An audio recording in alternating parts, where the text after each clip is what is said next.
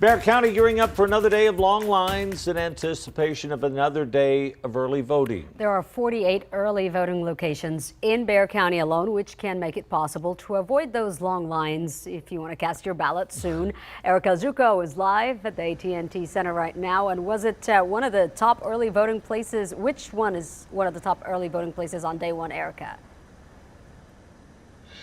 Yes, Aaron, Barry, the AT&T Center was the most popular voting place in Bexar County as a lot of voters chose to go to the home of the Spurs to cast their ballots. And we want to show you a map of some of the most popular voting locations and some of the ones that had fewer voters, so you can get an idea of where some of the longer or shorter lines might be. The AT&T Center coming in with 1,560 voters. John Igo Library around 1,100 voters, and the Great Northwest Library with around 1,100 voters.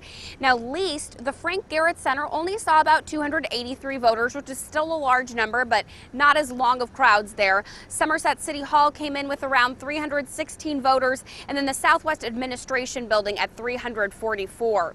Now, there were actually 6 locations that broke 1,000 voters. As I mentioned, the AT&T Center, the John Igo Library, and the Great Northwest Library, but there were also the Wonderland of the Americas with about 1,070 voters, the Al-Zafar Shrine Auditorium with a little more than 1,000 voters, and Northwest Vista College with about 1,011 voters. If you're early voting today, remember you can choose any location. You don't have to go to the one that's nearest you. Voting runs from 8 o'clock this morning until 6 o'clock at night. You'll want to bring a form of ID, and while you're not required to wear a mask, you are requested to wear one. Now, in addition to these in-person early voting numbers, more than 41,000 people have already sent in mail-in ballots as well. Reporting from the AT&T Center, Erica Zuko, KENS 5 Eyewitness News.